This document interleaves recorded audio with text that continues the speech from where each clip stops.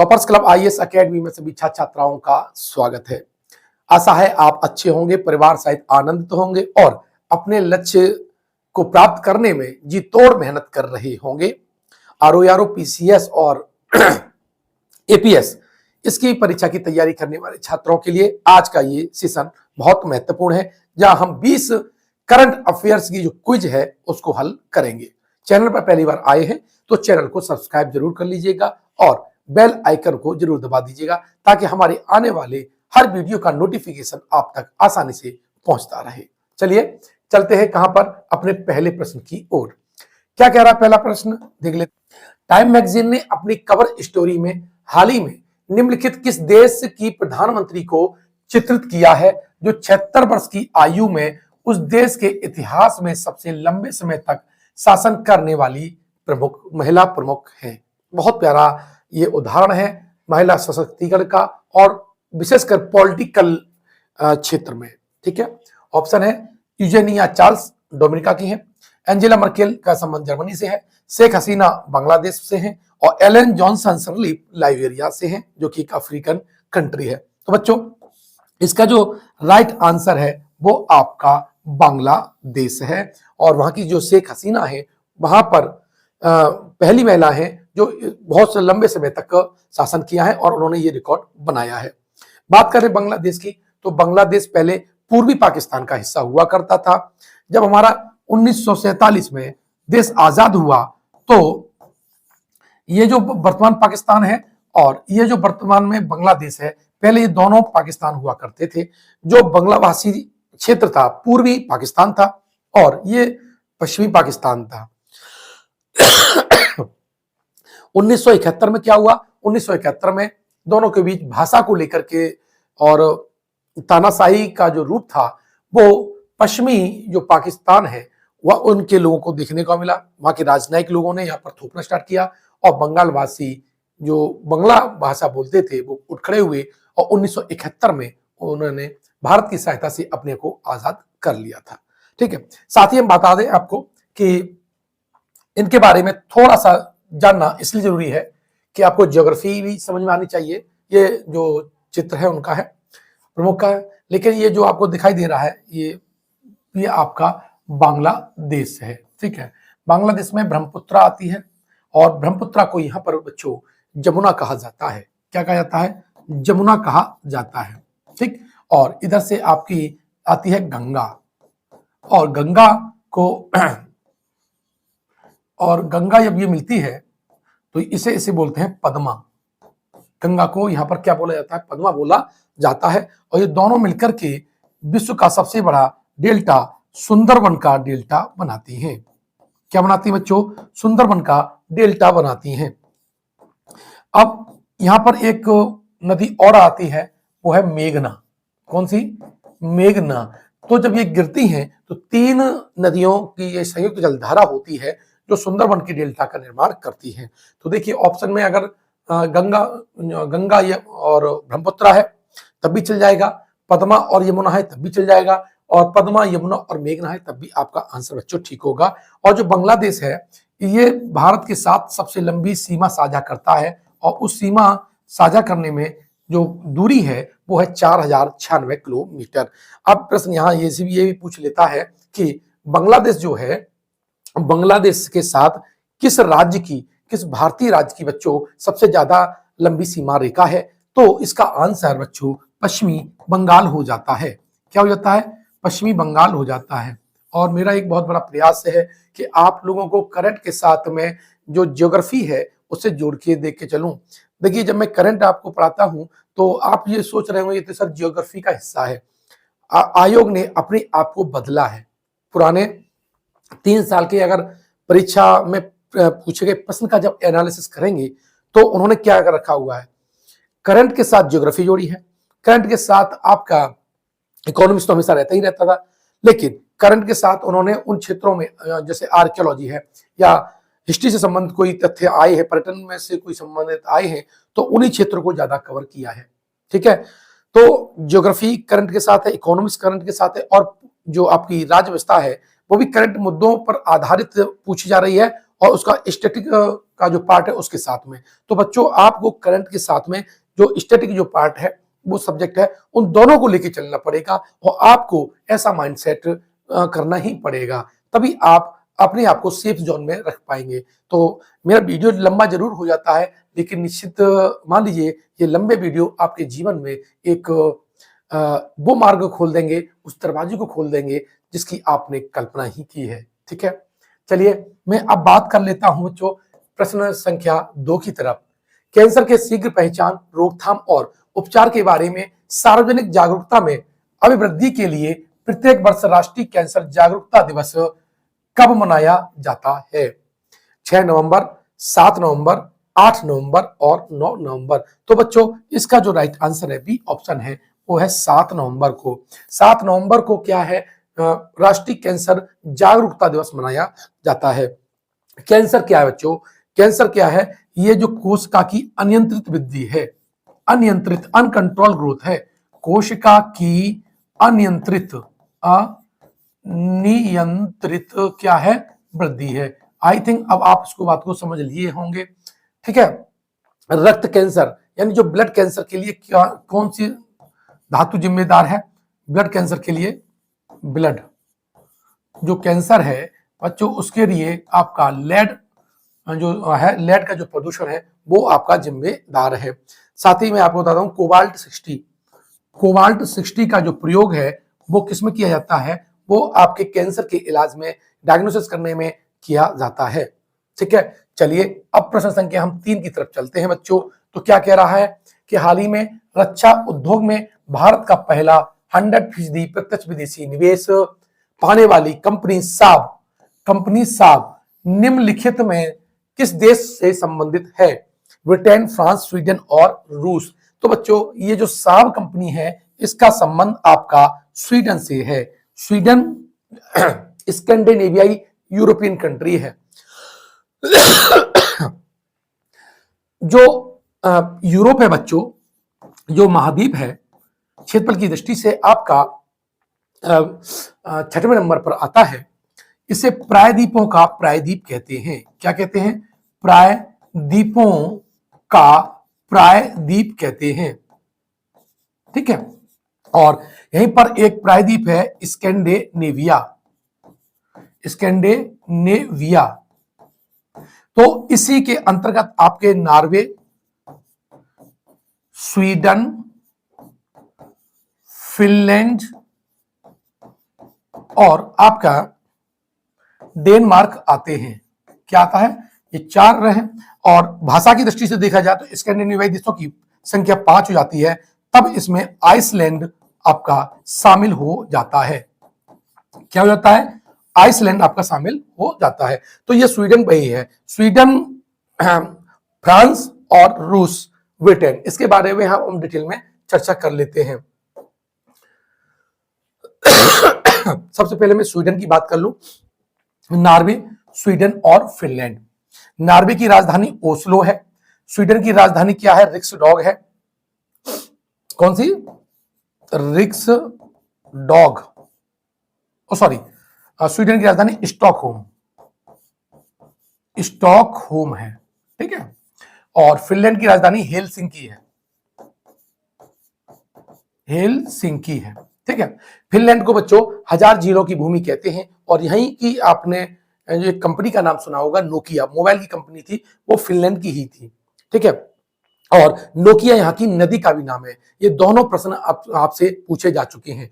अब मैं बात करूं स्वीडन यानी स्टॉकहोम है।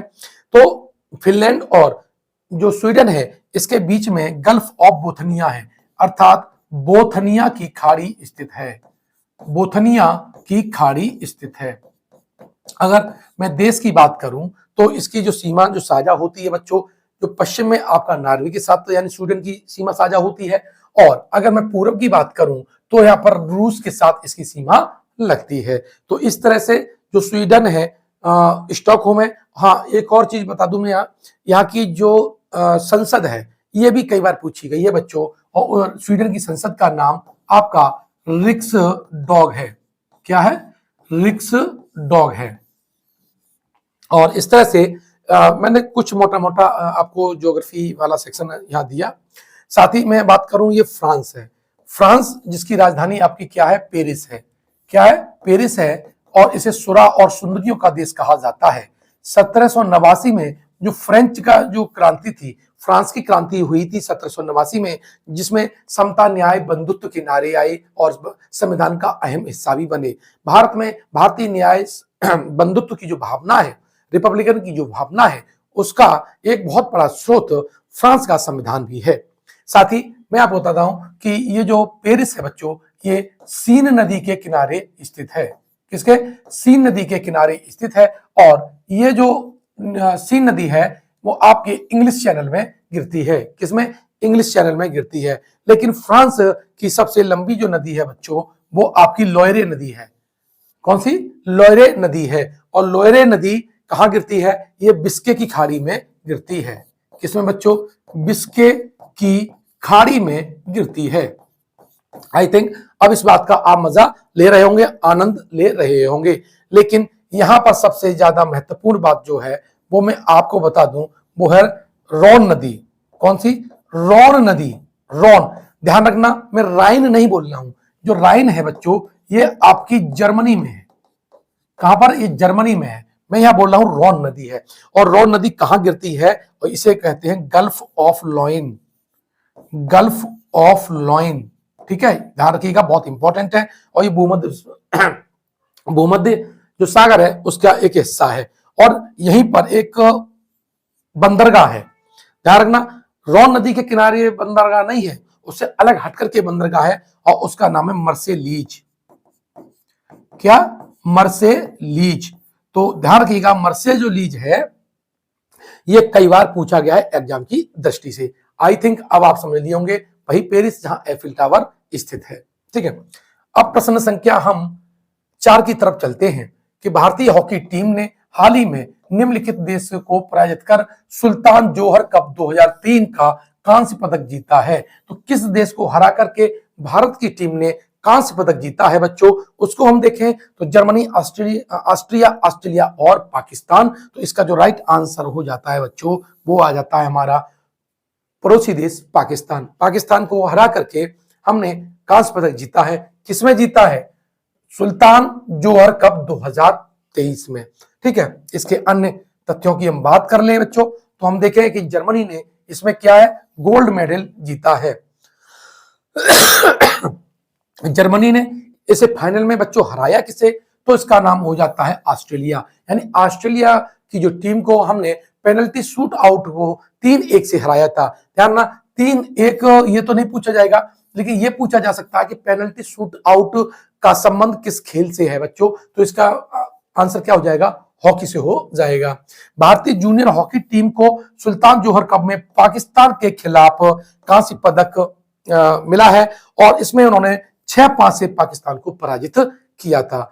अब 2 चीजें और महत्वपूर्ण हो जाएंगी। हमारा जो राष्ट्रीय खेल है वो भी हॉकी है, और उत्तर प्रदेश का भी जो राजकीय खेल है बच्चों, वो भी क्या है, हॉकी है। आई थिंक अब आप इस बात को अच्छी तरह से समझ लिए होंगे। ठीक है, अगर देखिए सेशन अच्छा लग रहा है तो आप कमेंट बॉक्स में कुछ भी लिखिए, अच्छा लिखिए। और अगर आपकी चीजें बात में समझ में नहीं आ रही हैं तो आप उसमें अपने सुधार वाले जो वर्ड हैं वो लिख सकते हैं। मर्यादा को ध्यान में रखते हुए आपके हम कमेंट की आशा रखते हैं और मैं कोशिश करता हूं कि आपके कमेंट को ज्यादा से ज्यादा मैं पढ़ सकूं और रिप्लाई दे सकूं। ठीक है, और अगर ये सेशन आपको अच्छा लग रहा है तो अपने मित्र, अपने भाई बहन को जरूर भेजिएगा। ठीक है, देखिए प्रश्न संख्या 5 क्या कहता है कि हाल ही में चर्चाओं में रहा बोलवाचिया निम्नलिखित में से क्या है, क्या जीवाणु, विषाणु, फंगस या लाइकेन। तो बच्चों ये क्या है, बैक्टीरिया है अर्थात जीवाणु है। आप जीवाणु, विषाणु, फंगस और फंगस के द्वारा होने वाले रोग जो है वो अच्छी तरह से याद कर लीजिएगा, वो पूछे जा सकते हैं। हालांकि मैं बायोलॉजी के सेक्शन में उन्हें जरूर पढ़ाऊंगा। विषाणु को यहाँ एक बात और बता दूं, जो विषाणु है इसे सजीव और निर्जीव की बीच की कड़ी कहा जाता है। क्या कहा जाता है, सजीव और निर्जीव के बीच की कड़ी, बीच की कड़ी। अब देखिए ये जो बैक्टीरिया का जो बोलवाचिया है वो आपके कीट जैसे मच्छर है, तितली है, ये इनको संक्रमित कर देता है, फिर यहाँ से फिर वो अन्य को भी संक्रमित कर देते हैं। तो ये अभी अखबार में बहुत चर्चा में रहा है, तो इसलिए इसको पूछा जा सकता है। हाल ही में फीडे महिला ग्रैंड स्विस, हाल ही में फीडे महिला ग्रैंड स्विस 2023 का खिताब अपने नाम करने वाली भारतीय चेस खिलाड़ी निम्नलिखित में से कौन है? कोनेरू हम्पी, हरिका द्रोणावल्ली, रमेश बाबू वैशाली और बेल पुला सरयू। बच्चों इसका जो राइट आंसर है वो है रमेश बाबू वैशाली। चलिए प्रश्न संख्या 7 की तरफ चलते हैं। हाल ही में छोटी छिपकली गेको की एक प्रजाति सैनमोस्पिस रसीदी की खोज हुई है। कहां हुई है? पूर्वी घाट, पश्चिमी घाट, नीलगिरी पर्वत और शिलांग का पठार। तो बच्चों इसका जो राइट आंसर है वो है पश्चिमी घाट। वैसे बता दें जो आपका भारत है, हमारा प्यारा सा भारत है, ये जो है पश्चिमी घाट है और ये आपका पूर्वी घाट है। क्या है? ये जो क्या है? पूर्वी घाट है और यहां पर है आपकी नीलगिरी की पहाड़ियां। क्या है? नीलगिरी की पहाड़ियां, नीलगिरी की पहाड़ियां। और नीलगिरी की बच्चों जो पहाड़ियां हैं यहां पर आपके पश्चिमी घाट और पूर्वी घाट आकर के मिलते हैं।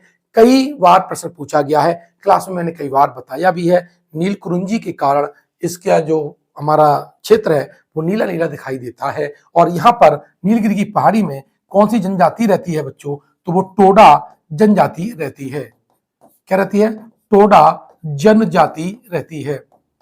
ठीक है, ये आपका क्या है? पश्चिमी घाट है। और पश्चिमी घाट की बात करें तो भारत में सबसे ज्यादा बायोडाइवर्सिटी कहां पाई जाती है? पश्चिमी घाट में पाई जाती है। अगर प्लेस का नाम पूछ ले बच्चों तो केरल में आपकी जो साइलेंट वैली है, कौन सी? साइलेंट वैली जो है बच्चों ये क्या है? ये साइलेंट वैली में सबसे ज्यादा बायोडाइवर्सिटी भारत में पाई जाती है।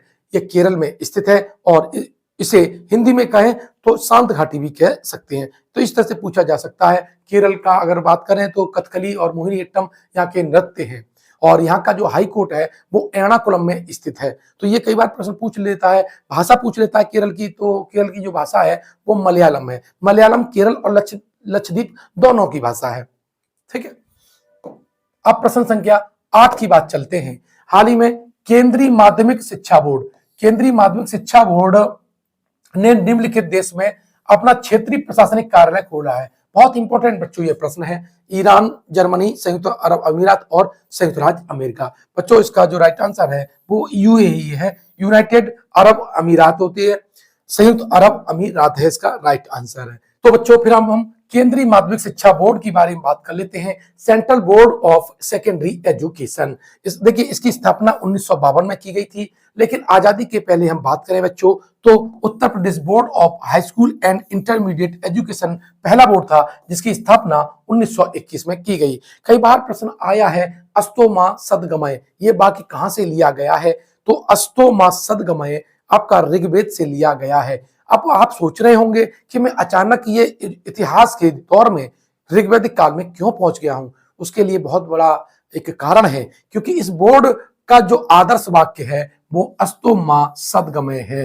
पूछा जा सकता है, पूछा जा चुका है, इसलिए इस बात को अवगत करा देना मेरा नैतिक जिम्मेदारी हो जाती है। क्योंकि ये मंच आपका परिवार है और ये मेरे लिए कोई कोचिंग नहीं है, ये मेरे लिए एक परिवार है। जब मैं किसी बच्चों को पढ़ाता हूं तो निश्चित रूप से मुझे लगता है अच्छा कि मैं अपने परिवार के सदस्य को ही पढ़ा रहा हूं और मेरा परिवार विश्व है। विश्व का प्रत्येक व्यक्ति, प्रत्येक बच्चा मेरे परिवार का हिस्सा है। इसी उद्देश्य के साथ मैं पढ़ाता हूं। अब बात कर लेते हैं बच्चों हम आपके यूनाइटेड अरब अमीरात की। ठीक है, यूनाइटेड अरब अमीरात आपको देख रहे होंगे ये वाला, और ये आपका क्या है? फारस की खाड़ी है। फारस की खाड़ी में संयुक्त अरब अमीरात है, लेकिन यहाँ आप देखेंगे स्टेट ऑफ हरमुज, हरमुज जल संधि है, बहुत बार पूछी गई है।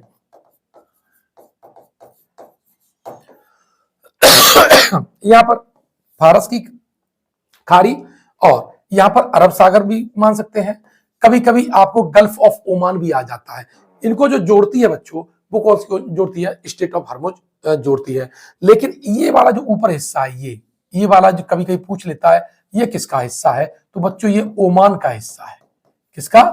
ओमान का हिस्सा है। ये हमारा प्यारा सा क्या है आपका यूएई है। लेकिन यहां से एक बात प्रश्न और पूछा गया था और वो था कि द वर्ल्ड आइसलैंड है ना, विश्व द्वीप कहां पाया जाता है या कहां द्वीप स्थित है। तो बच्चों ये आपका छोटा सा इलाका है और इसे हमने विश्व द्वीप घोषित कर रखा है, यानी यूनाइटेड अरब अमीरात ने विश्व द्वीप घोषित कर रखा हुआ है। तो ये पूछ सकता है कहां पर स्थित है, तो ये पर्शियन की खाड़ी है, यानी गल्फ ऑफ पर्शियन है, फारस की खाड़ी है, वहां पर स्थित है। और इस पर कब्जा किसका है? इस पर जो कब्जा है वो है यूनाइटेड अरब अमीरात। ठीक है, प्रश्न संख्या 9 की तरफ चलते हैं बच्चों। तो केंद्र सरकार ने अपने आटा ब्रांड भारत आटा देश के उपभोक्ताओं को प्रति किलो किस रेट दर से उपलब्ध कराने का निर्णय लिया है? 22.50, 25.5, 27.5 और 29.5। तो बच्चों इसका राइट आंसर आपका सी है। तो ये रेट पूछा जा सकता है फैक्चुअल में, क्योंकि आयोग का जो लेवल है कुछ सिंपल पूछता है कुछ डीप पूछता है, दोनों का मिला जुला रूप रहता है। तो इस तरह से मैंने इसको डिजाइन किया हुआ है। चलिए अब आगे बात करें तो प्रश्न संख्या 10 पे पहुंच जाते हैं कि हाल ही में निम्नलिखित में किस राज्य सरकार की पिछड़ा वर्ग की आरक्षण सीमा को 50% से बढ़ाकर 65% करने का निर्णय लिया गया है। हालांकि ये 65 से भी आगे अब जा सकता है, आई थिंक ये 75 तक भी जा सकता है, लेकिन आप ये मानिए कि 50 से बढ़कर के कितने का निर्णय लिया है, तो उसका जो राइट आंसर है वो है बिहार। बिहार ने अभी अपने जो जातिगत आंकड़े जारी किए थे और जानते हैं कि जाति के अनुसार प्रतिनिधित्व दिया जाता है, तो वहां से आरक्षण की सीमा आपकी बढ़ गई है। ठीक है, प्रश्न संख्या 11 की तरफ चलते हैं। तो हाल ही में संपन्न सुल्तान जोहर कप 2023 चैंपियनशिप का खिताब निम्नलिखित किस देश ने हासिल किया है? ऑस्ट्रेलिया, जर्मनी, जापान और ऑस्ट्रिया। तो बच्चों इसका जो नाम है वो जीते विजेता का नाम है वो आपका जर्मनी है। ऑस्ट्रेलिया की हम बात करें तो इसकी कैनबरा राजधानी है और इसे द्वीपीय महाद्वीप कहा जाता है। क्या? कैनबरा राजधानी है। और यहाँ दो सोने की खान है, कूलगार्डी और कालगुरली। कूलगार्डी और कालगुरली यहाँ सोने की खान है। यहाँ के जो मैदान है उन्हें पंपास कहा, सॉरी, यहाँ के जो मैदान है, घास के जो मैदान है बच्चों, उसे कहा जाता है डाउन्स, कंगारुओं की भूमि यह है। और यहाँ पर उत्सुत कुएं, जिसे हम पाताल तोड़ कुएं कहते हैं, तो सबसे ज्यादा जो पाताल तोड़ कुएं हैं वो ऑस्ट्रेलिया में पाए जाते हैं। चलिए प्रश्न संख्या हम 12 की तरफ चलते हैं। बड़ा महत्वपूर्ण प्रश्न है। महिलाएं पानी के लिए, पानी महिलाओं के लिए अभियान के संबंध में निम्नलिखित कथनों पर विचार करें। अभियान का उद्देश्य जल प्रशासन में महिलाओं को शामिल करने के लिए एक मंच प्रदान करना है। यह अभियान महिला एवं बाल विकास मंत्रालय के समन्वय से जल शक्ति मंत्रालय की एक पहल है। तो बच्चों पहला तो ऑप्शन इसका ठीक है, लेकिन ये महिला एवं बाल विकास मंत्रालय का नहीं है, बल्कि ये आवास और शहरी कार्य मंत्रालय का ये प्रोग्राम है। किसका? आवासन और शहरी कार्य मंत्रालय का ये प्रोग्राम है। तो ये प्रश्न जो पॉइंट नंबर 2 है वो गलत हो जाएगा। यह अभियान अटल नवीकरण और शहरी परिवर्तन मिशन के तहत एक हिस्सा है। तो बच्चों ये भी आपका ठीक हो जाएगा। ठीक है,